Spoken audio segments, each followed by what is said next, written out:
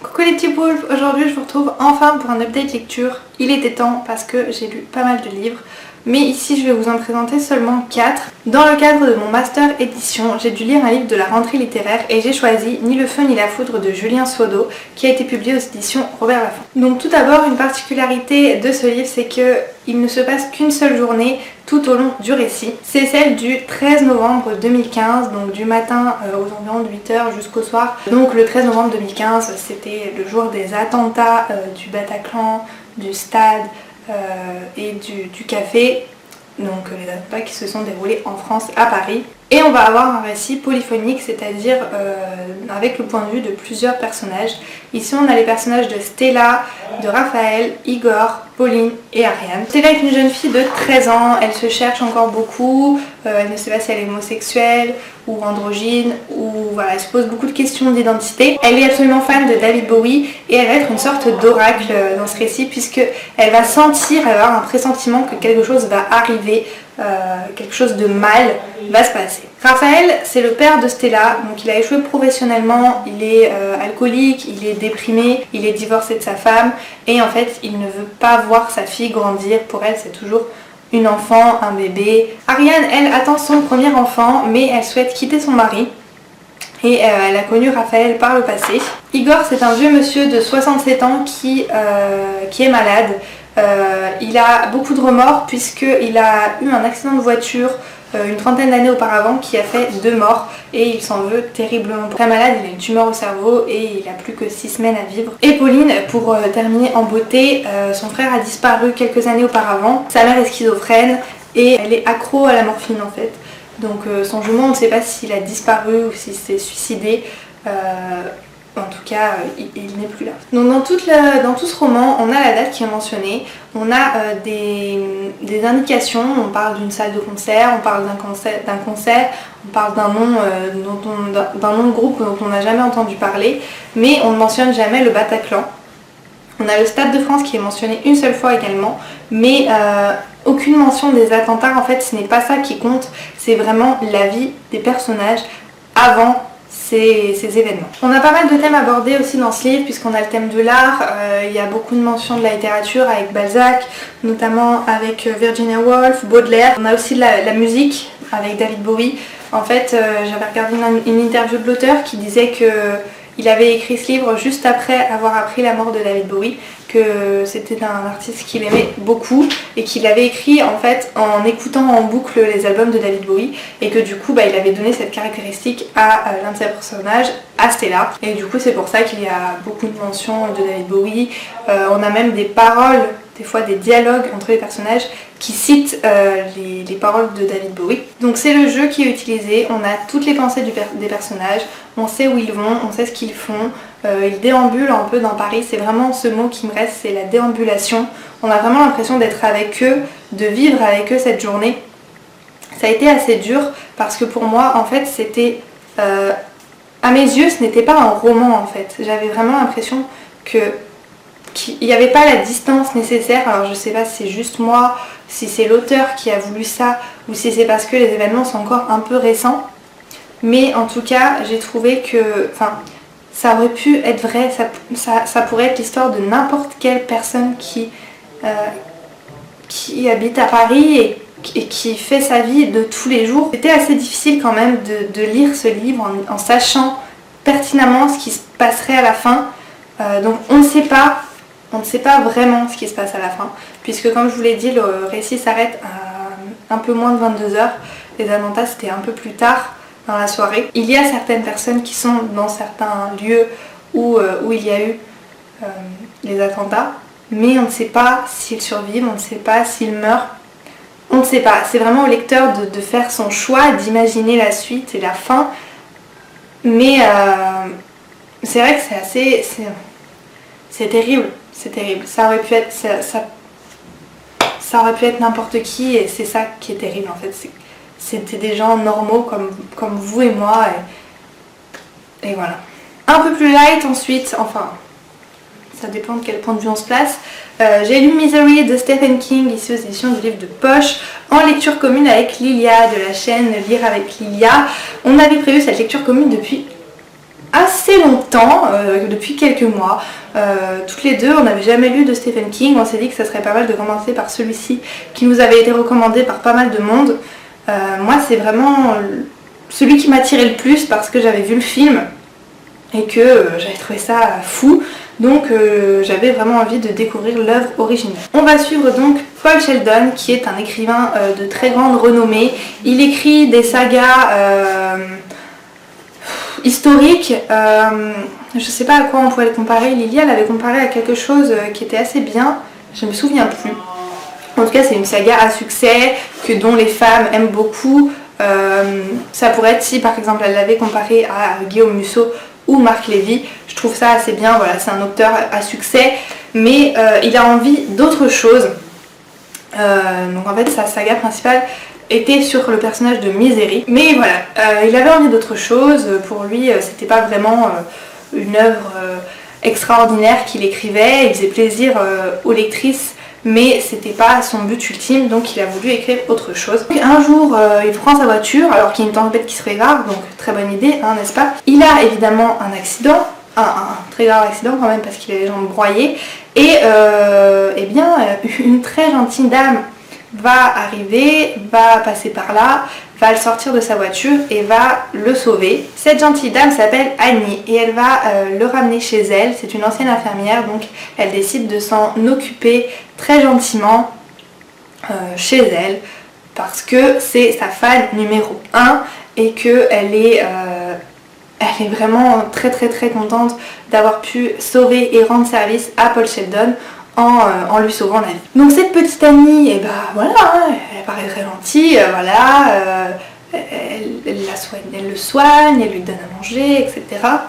Sauf que elle a des petits problèmes dans la tête. C'est un huis clos, puisque en fait on va suivre tout du long donc Annie et Paul Sheldon dans la maison de Annie, parce que Paul Sheldon donc, ne peut pas se servir de ses jambes, et Paul Sheldon n'a pas le choix de rester chez Annie parce que Annie habite dans un trou paumé, c'est-à-dire qu'il n'y a rien autour. Il y a sa maison et puis autour il n'y a rien, il y a des champs ou des montagnes, je sais plus, en tout cas il n'y a rien autour, il n'y a personne, il ne peut pas sortir, il ne peut rien faire dans son état, le téléphone ne fonctionne pas, il n'y a pas de télé, enfin il est vraiment coupé du monde, il n'est que avec Annie qui a la nourriture et les médicaments pour qu'il aille mieux. Je vais pas vous en dire plus par rapport à l'histoire parce que je pense que c'est déjà pas mal. Vous vous imaginez un petit peu peut-être la situation si je vous dis qu'elle est vraiment complètement cinglée et qu'elle fait tout pour garder Paul avec elle et pour que Paul soit gentil avec elle et que il ne la contredise pas. Voilà, ça vous donne une idée. Et si je vous dis ensuite que Paul Sheldon a écrit la fin de Misery en tuant Misery et que Annie découvre ça, voilà, je vous laisse imaginer le reste.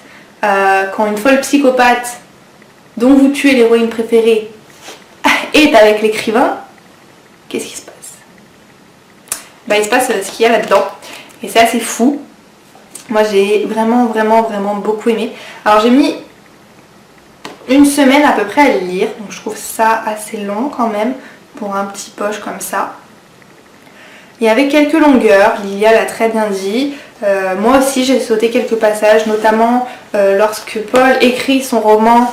On a des passages du roman qui sont d'ailleurs dans une écriture différente, comme ceci, comme une impression de taper à la machine à écrire. Ça clairement ça apporte, d'après moi, aucun intérêt à l'histoire. Je ne comprends vraiment pas pourquoi Stephen King a fait ça, ça n'apporte rien à l'histoire. Moi à la fin je ne lisais plus, dès que je voyais la typographie qui changeait, je passais les pages, je ne lisais pas l'histoire du roman de Paul Sheldon. Ça me saoulait, c'était chiant, et puis j'aimais pas du tout le type d'écriture de ce mec. Voilà, donc je suis désolée, mais moi tout ce qui m'intéressait c'était de savoir ce que Annie allait faire à Paul. Je vais pas vous en dire plus, si ce n'est qu'à la fin, mon cœur a fait un bond, mais de malade, parce que je me rappelais très bien de la fin du film, et là c'était pas pareil. C'était pas pareil que dans le film en fait. Donc là je me suis dit, what? What? Et j'ai eu très peur. Donc, je l'ai lu pour juste avant fin du mois d'octobre, donc pour Halloween, et j'ai trouvé ça vraiment parfait pour cette période, très stressant, très angoissant, et j'espère ne jamais croiser une amie sur ma route. Comme je n'avais pas lu beaucoup de romans qui faisaient peur pour Halloween, et parce que Misery m'avait pris un peu plus de temps que prévu, j'ai continué un petit peu ce genre de livre en novembre avec le premier tome de Sunshine de Paige Mackenzie, ici aux éditions Black Moon. Donc on va suivre le personnage de Sunshine qui déménage, elle vient de Floride et elle s'installe dans l'état de Washington. Alors, si vous ne connaissez pas bien les États-Unis, vous avez la Floride qui est tout en bas, oui voilà pour vous, qui est tout en bas par là, donc il y a Miami, c'est au soleil, il fait chaud, tout le temps beau, il y a les plages, etc. Et en fait l'état de Washington, ce n'est pas la ville de Washington près de New York, mais c'est complètement à l'opposé des États-Unis, c'est près du Canada, tout en haut, et en fait il fait tout le temps froid là-bas, il fait tout le temps gris, et c'est comme ça quoi, parce que forcément c'est plus au nord. Donc bon, déjà voilà, vous avez une idée de l'ambiance. Personnellement, je déprime déjà, moi, parce que je suis partie de Aix-en-Provence pour venir à Clermont-Ferrand. Pourtant, voilà, c'est pas au nord, Clermont-Ferrand ou quoi que ce soit. Déjà, je meurs. Alors elle, la pauvre, mais j'imagine même pas son état quand elle est arrivée là-bas à son déménagement. Bref, c'était la parenthèse inutile. Excusez-moi. Donc Sunshine a 16 ans et elle déménage dans cette nouvelle maison dans l'état de Washington. Elle va commencer à entendre des bruits étranges, elle va sentir une présence dans cette maison d'une petite fille qui en fait va essayer de communiquer avec elle. Elle vit donc avec sa mère quand même, avec un chien et un chat aussi, mais sa mère ne semble pas entendre ces choses comme elle ne semble pas voir ces choses. Par contre les animaux eux sentent vraiment quelque chose, voilà, ils aboient, leurs poils se hérissent, etc. Donc Sunshine se demande si elle est folle, mais grâce à ces animaux elle se dit que non, elle n'est pas folle, qu'il y a vraiment un problème. Pourquoi sa mère ne comprend pas et ne voit pas les mêmes choses qu'elle. Je vais essayer de pas trop vous en dire quand même parce que la 4ème de couverture ne me révèle pas trop et je trouve ça assez bien. Mais je vais seulement vous dire qu'un soir, il y a d'un coup des cris, des hurlements que Sunshine et sa mère entendent à l'étage alors qu'elles sont en train de regarder la télé. Elles vont vite monter et en fait la porte de la salle de bain va être complètement fermée. Il va y avoir une sorte d'eau rouillée qui va passer par-dessous la porte et des cris de petites filles vont se faire entendre en disant « S'il vous plaît, aidez-moi, aidez-moi, stop, arrêtez, arrêtez, aidez-moi ». Et c'est comme si on la retenait sous l'eau. Et en fait, la porte va finir par s'ouvrir à force que Sunshine et sa mère tambourinent dessus. La salle de bain va être totalement inondée, il va y avoir de l'eau rouillée partout, ça va sentir la mort, ça va être horrible. Et le lendemain matin, Sunshine, bien sûr, elle est traumatisée. Et le lendemain matin, sa mère ne se souvient absolument de rien. La salle de bain est nickel, c'est comme s'il ne s'était jamais rien passé. Voilà, je vais vous dire seulement ça pour le résumer parce que vraiment j'ai adoré découvrir l'histoire de cette jeune fille. C'est une histoire de fantôme, voilà, c'est tout ce que vous avez à savoir avec le résumé que je vous en ai donné. J'espère vous avoir donné envie, mais le résumé de toute façon, la 4ème de couverture est très bien je pense et donne très envie également. Donc pour mon avis, moi j'ai beaucoup aimé. Alors c'est sûr qu'après avoir lu Misery, c'est pas du tout le même genre, c'est beaucoup plus jeunesse. Ici on suit des adolescents, l'écriture est également beaucoup plus simple, beaucoup moins approfondie quand même, il faut le dire. Il y a certains aspects que j'aurais aimé voir plus approfondis, certains personnages, certaines relations entre les personnages, mais à part ça, j'ai trouvé ça vraiment bien pensé de la part de l'auteur. On a vraiment quelque chose de différent cette fois. En tout cas, j'ai pas lu énormément de livres sur les fantômes, donc pour moi en tout cas, c'était assez nouveau, c'était assez original. J'ai bien flippé quand même, parfois, sur certains passages. Moi je me suis dit, je sais pas ce que j'aurais fait à la place de Sunshine. Et je l'ai trouvée quand même assez courageuse. Elle se laisse pas faire, elle essaye de comprendre. Voilà, c'est assez intéressant. Il n'y a pas que des fantômes, il y a aussi tout un aspect dont je n'avais jamais entendu parler. Alors je ne sais pas si c'est l'auteur qui l'a complètement inventé ou si ça vient de quelque part. Ça je ne sais pas, j'avoue que je ne me suis pas renseignée. Mais en tout cas, j'ai trouvé ça vraiment super intéressant. D'avoir cette dimension là, je peux pas vous en dire tellement parce que du coup je vous révèle tout, sinon et c'est pas le but de cette vidéo. Voilà, si vous cherchez une histoire de fantôme qui est assez originale, assez bien menée, mais quand même qui reste jeunesse, young adult, vous pouvez vous tourner vers ça sans problème. Moi j'ai déjà le tome 2 qui m'attend dans ma palle et j'ai vraiment hâte de le lire. Surtout que vraiment, mais vraiment, ça se lit à une vitesse folle. C'est écrit très gros dedans et du coup ça se lit en 2-3 heures maximum. C'est fait. J'ai beaucoup aimé moi pour rester dans l'ambiance d'Halloween et surtout voilà, pour une première histoire avec des fantômes. J'ai trouvé ça très bien. Enfin, le dernier livre dont je vais vous parler, c'est U4 Stéphane, écrit par Vincent Villeminot. C'est aux éditions Nathan et Syros qui en ont réalisé une co-édition. U4, c'est le diminutif de Utrecht 4 et en fait c'est le nom d'un virus qui a touché l'Europe, ou du moins la France, on ne sait pas exactement pour le reste des pays, mais on s'en doute très fortement, qui a décimé la population, excepté les 15-18 ans. Donc au début, on ne sait pas vraiment pourquoi seulement les 15-18 ans ont survécu à cette épidémie, mais on le découvre au fur et à mesure. Alors j'avais déjà lu le tome sur Yanis, écrit par Florence Hinkel il y a quelques mois de ça, et j'avoue que j'avais pratiquement tout oublié de l'histoire de Yanis. Donc c'est pour ça que j'ai voulu lire l'histoire de Stéphane, puisque Yanis et Stéphane sont très liés dans cette histoire. Stéphane, c'est une jeune fille qui est assez compliquée. Déjà, elle a un nom de garçon, elle se comporte un petit peu comme un garçon d'ailleurs. Son père est un docteur de renommée nationale, il travaille sur des épidémies très importantes et en fait il a été évacué très rapidement pour aller directement à Paris et pour étudier ce virus avec d'autres chercheurs pour essayer de trouver un vaccin, une solution, quelque chose pour arrêter tout ce massacre. Donc le concept de ce livre, si vous ne le savez pas encore, c'est qu'en fait il y a 4 tomes qui peuvent se lire indépendamment les uns des autres, dans n'importe quel sens. On se concentre sur 4 personnages et chacun des personnages a été écrit par un auteur différent. Donc ici c'est Vincent Villeminot, pour Yanis c'est Florence Hinkel, pour Jules c'est Carole Trébor et pour Corridwen c'est Yves Grévé. Déjà je trouve le concept super original. Ensuite c'est un roman young adult, post-apocalyptique, qui a été écrit par des auteurs français. Je trouve ça encore plus génial. Et du coup, rien que pour ça, j'adore cette saga. Également, tous les personnages qu'on va suivre, ce sont des personnages qui jouent à un jeu vidéo qui s'appelle What. Donc c'est World of je ne sais plus quoi. Non, c'est pas World of Tanks. Et en fait, il y a un message très étrange qui a été mis juste avant la fin... avant qu'internet soit définitivement coupé. C'est le maître du jeu Chronos qui a posté un message et qui a dit qu'il était possible de retourner dans le passé et de sauver tout le monde. Donc les joueurs de What ont décidé de se retrouver à Paris un certain jour, le 24 décembre je crois. Bref, donc dans tout cas, Stéphane, elle ne croit pas du tout à ces histoires, elle ne croit pas qu'on peut remonter le temps puisqu'elle a été élevée par son père qui est scientifique, elle est très rationnelle également. Donc elle ne croit pas à tout ça. Je pense que pour le résumer c'est assez bien, après il faut le lire, c'est des histoires vraiment croisées entre chaque personnage. Donc Stéphane, Yanis, Jules et Corridwen vont se croiser les uns les autres. Stéphane, elle, vient de Lyon. Moi ce que j'en ai pensé de ce livre, c'est que c'était vraiment génial. J'ai été ravie, mais vraiment, j'ai été vraiment trop contente de replonger dans cet univers, de retrouver la France complètement morte, enfin c'est horrible à dire, mais de retrouver cette France post-apocalyptique en fait.